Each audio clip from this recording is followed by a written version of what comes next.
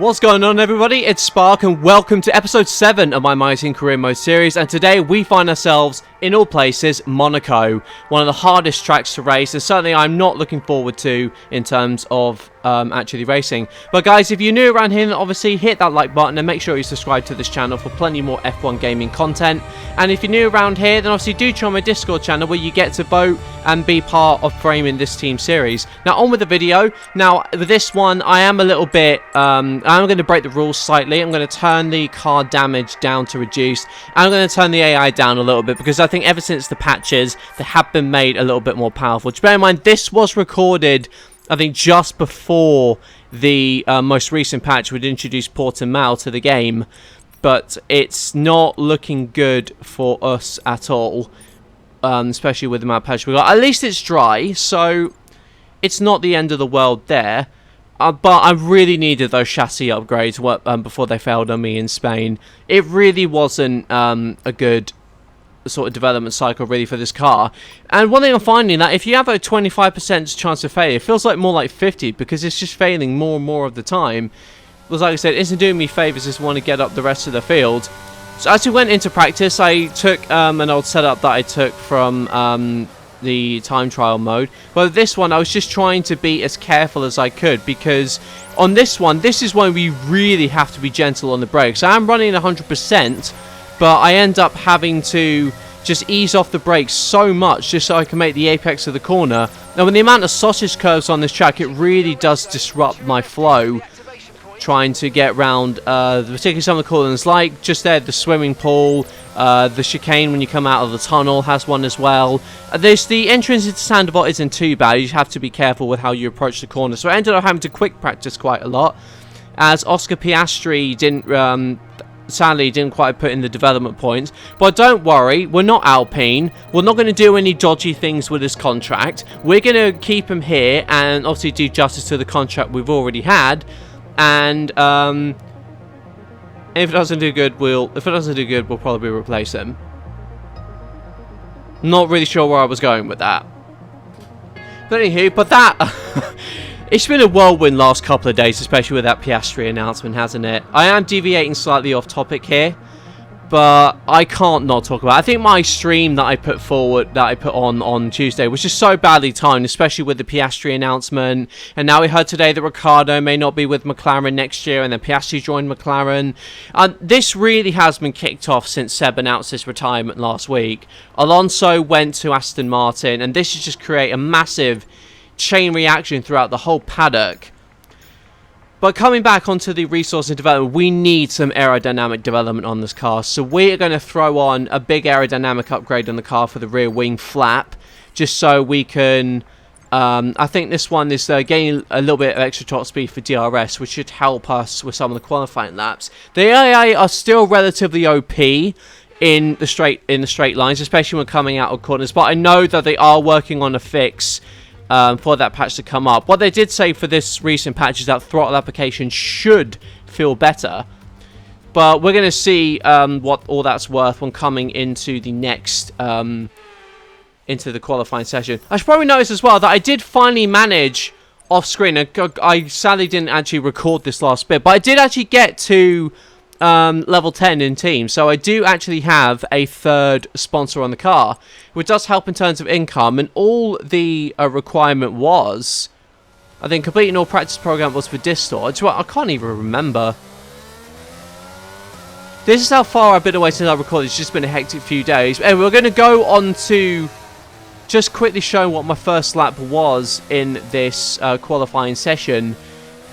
It generally felt okay-ish, but the car still feels very, very heavy and very slippery as well, because we just don't have the grip. I don't think really the setup to make that much of a difference, especially through tight high-speed corners like this, and even just going through there. I'm having to straight line the chicane, which really throws me off the exit, especially coming into the where the sausage curb is. But if we come round Rascas through the last corner, even there, just trying to get the power down is not particularly great. But we come across the line, it's the 112.8. I had this on 90 for the qualifying mode, just to make my life a little bit easier and a little bit more bearable. Because it's Monaco. I think I'm going to allow myself that one. But next time out is Baku, which I hear I think Owen's ahead of me in this series, that it is quite tricky to pull together a good lap time around there. But we are not safe, I feel, with our first one. So we're going to attempt. We did attempt another one, and we're currently about 3/10 up on that. And now this Rascas corner, I find it so hard to hit the apex because you just cannot, for any reason, go full on the brakes. We're a couple of tenths up as we come across the line. It's only a 12.6, but that does, I think, thankfully get us. Yes, it does. It gets us through. We're only a tenth off Piastri's time, which isn't too bad. But we managed to get through into Q2 ahead of Lance Stroll. The times were so close. There was about a tenth in it. But we're through into Q2, and I'm going to take you through my only lap, which I left till absolutely the last minute, which is kind of against what the AI are typically doing. Normally, they're able to improve really on their second or so lap, because as you saw there on the first lap, I was thereabouts with Hamilton, but at the end, I was about sort of P16 when we came across the finish line. But we're going to try our luck here and just see what happens, whether we can get into Q3 or not. It feels certainly quite tight, particularly around that hairpin. But the exit to there wasn't too bad either, thankfully, as we go through the tunnel and into the very tight chicane right here. It's about now I tried to brake and just see what I mean. Luckily, I was able to nail that. But I have a heavier car, like, during the race. That will not help me out at all. Missed the apex there from that fast left-hander into the swimming pool section here. Have to cut across the curb once again, just so I can get the proper line that I need into the Rascas and through the final corner, aiming for that cone, as they always say during the races. As we come down now to the start-finish straight, we come across the line. It's going to be in the 1 minute 11, so that's a really good lap for us, and even better because we are through now into Q3. Yes, we lowered the AI, but we're through into Q3 for Monaco, and to be honest, I am really happy with that.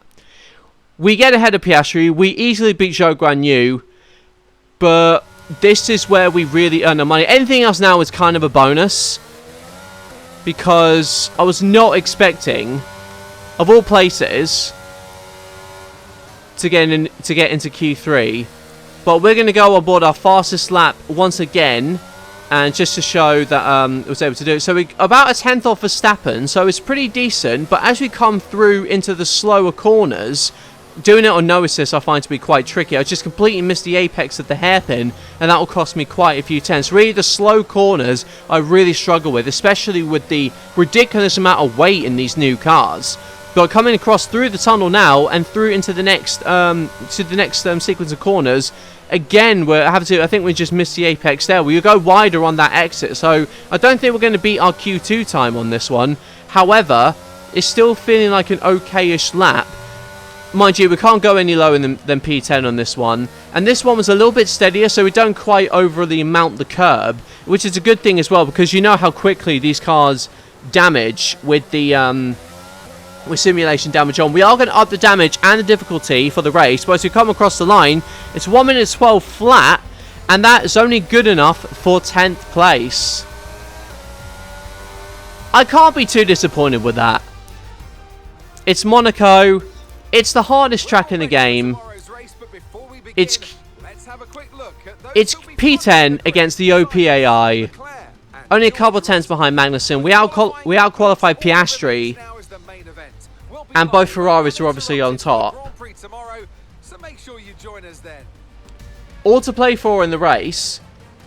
But honestly, I really still wish I had those chassis upgrades. I really wish I didn't fail last time. There was no actual Pirelli hot lap, so I was barely able to get the extra acclaim that I needed. For some weird reason, I had some more resource points before we went into the race, so I'm just sort of weighing up whether I should go for another upgrade. Now, I don't think I probably should, because I want to save them to really develop the areas that I need to as much as I can. But from 10th place, we're already in a points-paying position on a track where it's so difficult to overtake. As long as we start well, we should be fine going into the Monaco Grand Prix. So let's see what happens during this race. Proper road race, and in the true meaning of the word, that's how Mr. Monaco, the late great Graham Hill, once described this iconic event. The cars we drive have come a long way in the intervening half-century, but still we race on those same public roads beside the Mediterranean. There's no victory more coveted than that of the Monaco Grand Prix. We're on the French Riviera once more this weekend at the 2-mile-long Circuit de Monaco. The cars will climb around 40 metres up the hill, past the casino, and then descend towards the harbour through Sector 2. It's a very short run from pole position to the first of 19 corners, and don't expect to see much overtaking here today. Off the back of a fantastic qualifying session, it's time to see how our starting grid looks like for today's race. It's Carlos Sainz in pole position, and it's Charles Leclerc in P2. Moving on to the rest of the grid, we have Russell, Perez, and Sir Lewis Hamilton, and Verstappen, Norris, Bottas, Magnussen, the owner driver, Joe, Vettel, Esteban Ocon, and Ricciardo, Oscar Piastri, Mick Schumacher, Lance Stroll, and Pierre Gasly, Tsunoda, Latifi, Fernando Alonso, and Alex Albon picks up the last spot on the grid. It's almost time for those 5 red lights to go out then. Let's see who can prevail today. Okay, here we go. I know what you can do. Don't let me down. Once again, Mark with the most inspirational quote of all time. Now, I do have to confess something here. I obviously set the fuel just before I restarted the session. I had to come off and restart because something came up at home. I did end up going for a little bit of extra fuel in the car, so it actually turned out to be a lot more than what you're seeing on the screen. So apologies for a little bit of inconsistency there. Looking behind the order, we have pretty much everybody starting on mediums, it looks like. Piastri could only manage 15, but we're only just ahead of our rival Zhou Guanyu. And this is really where the money and the acclaim is won for us, by beating our rivals. And the Alfa Romeo, the Ferrari, is still a fast car, even after the patch.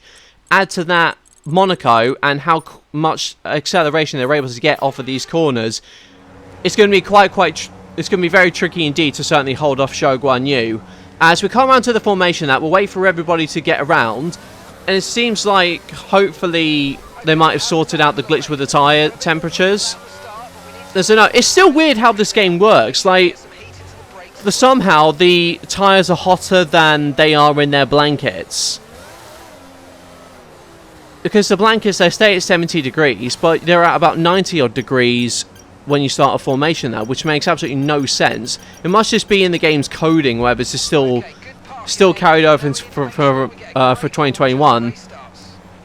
But nevertheless, at least our tyres are above the minimum window, so they're going to be within operating range, and we certainly need them to be for the start of this Monaco Grand Prix, as everybody's come round to the back of the grid. The lights are about to come on now. Both Ferraris at the front, and us starting in P10. What's going to happen for us as the Principality? It's lights out and we are underway. It's an okayish start for us, but an absolute blinder for Zhou Guanyu ahead of us. A little bit of contact there from the Aston Martin. Did we get hit by Sebastian Vettel? Sluggish getaway from us out of Saint-Deveau as we come up the start of the hill. Vettel's fighting us as we go round to the Casino Square, and we have lost 2 places, which is far from ideal for us, as we really need to make up these places on the track where it's so hard to overtake. We're going to prove that completely wrong as we dive bomb into the section of the hairpin. So that's 1 down. I'm going to try it again on the inside of Zhou Guanyu. So that's 2 cars in 2 corners for us, and we are straight back into P10 for the Monaco Grand Prix. And that's the recovery we absolutely needed. Even if we don't catch up to Magnussen, we just need to hold these cars behind us. Now, in terms of the undercut strategy, the hards do take a long time to fire up, but they will get me to the end. Track position is the most important thing. And one thing I found in my league race, firing up the tyres, particularly the hards, wasn't actually that bad, particularly after this most recent patch. So if I have to box early to cover them off, then I've got no issues in doing that. It's just coming out of the pits on this track is a little bit tricky, it has to be said. Anyway, the first lap completed. As we come round to the start-finish straight, we're still ahead of Zhou Guanyu. Brilliant start for us. We're still holding on into 10th place. I'm not exactly aiming high to get up the points. I just want to finish in the points, and more specifically, beat Zhou Guanyu, because that's where the acclaim and everything is won. That's where it makes all the difference to how we can grow our team. Into Saint-Deveau we go, where we come to lap 4. We're still ahead of the Alfa Romeo, but he's getting an absolute blinder coming up the top of the of the exit of Sandoval, as we come into Casino Square, we almost pinched the barrier because we are just so good, trying to take as tight of an early of an entry as possible. I can barely mince my words here. It's quite eccentric. There's quite a lot going on, but thankfully handling this on no assist wasn't actually too bad. I am actually racing as part of this league, as part of IRL in Monaco when that comes up in a few weeks' time. So obviously do get round to my live stream when I get round to seeing that. But at the end of lap 4, we dropped about 3 odd seconds to Magnussen, which to be honest isn't the end of the world, but it's those exit out the chicane which really hurt me. I want to be able to carry speed into it, but I just can't because this car steers like an absolute boat at times. It's just really hard for me to get my head around. As we see up front, okay, so we see a yellow flag, and it looks like on the driver tracker that's a Mercedes going slowly. I wonder who that is. That's the first sector done, so we come round, and so Lewis Hamilton, it was that him parked there. Ironically, he's done an Nico Rosberg, and he's parked where Rosberg obviously went out and qualified the other day. Let's see what's happened to Hamilton as he come round. And there's like smoke at the back of the car, and that's an engine failure. That's an engine failure for a Mercedes power unit, which is a little bit concerning for us, because guess who we're powered by? You guessed it right, Mercedes.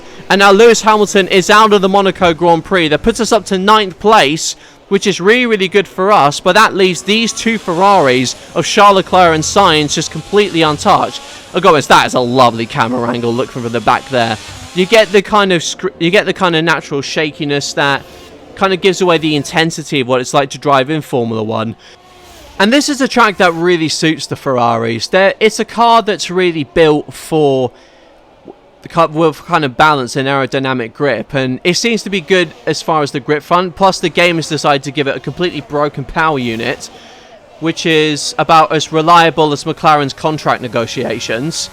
But at the end of lap 6, we've lost quite a lot of time to Zhou Guanyu, so we go wide once again coming out of the chicane, and this is going to give Zhou a brilliant run at us coming up to the start-finish straight as we're struggling to get away from him now. The Alfa Romeo is right behind us into the casino. The swimming pool we go. I'm barely getting my corners mixed up as I come into the Rascas now. It's 2 tenths between myself and Zhou into the start-finish straight now. He's got the DRS, crucially. Is he able to use it on the start-finish straight? It's very hard to overtake coming down here. He's close enough maybe to have a look on the inside of Sandoval, but we absolutely chop him off. He loses time going over the curb, and that has given us probably the breathing space that we ever so crucially needed to stay ahead of the Alfa Romeo. With Magnussen ahead of us in P8, he's getting away from us, but our race is really not with him. It's with this guy, Zhou Guanyu, coming up to lap 7 now, and into the hairpin once again. Hopefully with the way my series has gone, it's always been points finish, retirement, points finish, retirement, points finish, and then retirement. So by that kind of law, I should be able to get a points finish today. That's what I'm banking on. Not the efficiency of my car at all. It's the efficiency of patterns. I should really work for Ferrari. Unfortunately, we touched the arm code there, so that might be giving us a little bit of front wing damage, just making it a little bit harder to steer the car, but all the while tyre grip is really wearing off. And as for us, I think one thing we noticed, the engine is getting a little bit worn, so we're going to have to play things quite steady. We can't really upshift it too much, but it all depends on which part of the car is failing that much. But as you come down into lap 10, into the hairpin section here, we have got ourselves quite a bit of a challenge still. We're still building up a bit of a gap to Zhou Guanyu, which is really good. As you come down into the tunnel section, there's still a lot of... Oh no, there's smoke coming out of my car. We've had an engine failure too! Not again! First the gearbox in Spain, and now this! Oh no. No. No. A chance for going points goes out the window, and we've had another reliability failure on our car. I'm just going to leave this here.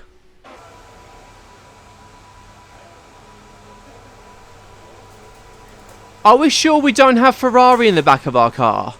They've done it then. They've won here in Monaco with an emphatic performance and a victory they can be proud of for many years to come. Oh, hang on a minute. Is that a Haas going into the back of the Ferrari? Oh my god, I think it's the red. Oh my god! They're still racing. They clearly didn't get the checkered flag. They are still racing. I just got to show you this again. Take a look at this. So there we go. The Haas crashes into the back of the Ferrari. But if you look above, the Aston, all the other cars, they're still thinking it's racing. An excellent performance at today's Grand Prix, and they're certainly a team that know what they're doing out there. You know what? I've just gone to just being beyond dumb in this game. This Ferrari seem to know what they're doing. I'm sure Hungary disagrees with you, and now I've just got this glitch after I retired with an engine failure that everyone thought, you know what, mate, the race is still going on. I honestly... Ugh. I don't know what to expect of this game anymore. But anywho, Zhou Guanyu finishes in the points, absolutely creaming us in the rivalry. Piastri, sadly, couldn't get any points. Now we've just fallen down the order as a team as well, because Lando Norris got quite a few points for McLaren, and that we're actually 9th in the standings now. In fact, I got all X's, and it still thinks I got 1. Maybe that's just this game saying, you know what, mate, we've given you enough. We're like the AOP. We're giving you a slow car. Like we'll just give you this one. Why is my driver acclaim going down when an engine failure? It's not even my fault. Why? And for achieving a top 14 finish during the race, I didn't even... No, I love this game. You know what? I genuinely love this game. There's honestly more glitches in this thing than in the Matrix. It's more entertaining just laughing at the glitches that... And a cylinder hub has failed. At least we got the... At least we got the chassis upgrades. But that was another upgrade failed at a time where I really didn't need it to. We need the engine power because we do not have it. And the next round is Baku. Well, at least going to give Piastri a little bit more driver focus thanks to handling this event. I seriously don't know what to make of this. And just to compensate for me and for all of my troubles, normally... Okay, so it was an MGU-H that failed on my car. So at least I know what the problem was there. So that's gone. That means we'll definitely be taking a penalty at some point in this career mode. We're going into the R&D chart. At least we'll have the cylinder head done for Canada. So we'll just add that upgrade back on, which I should have had it on now.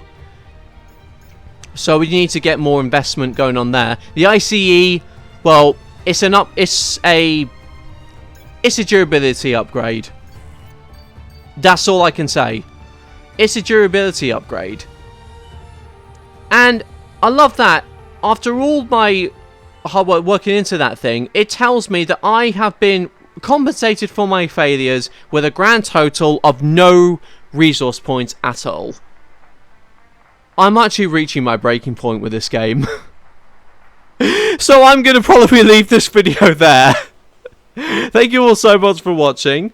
And if you guys would like to restore my sanity a little bit, maybe leaving a like and subscribe would be really, really nice. You want to join my Discord as well? You can also have your say in how this series goes and any other content that you want to see.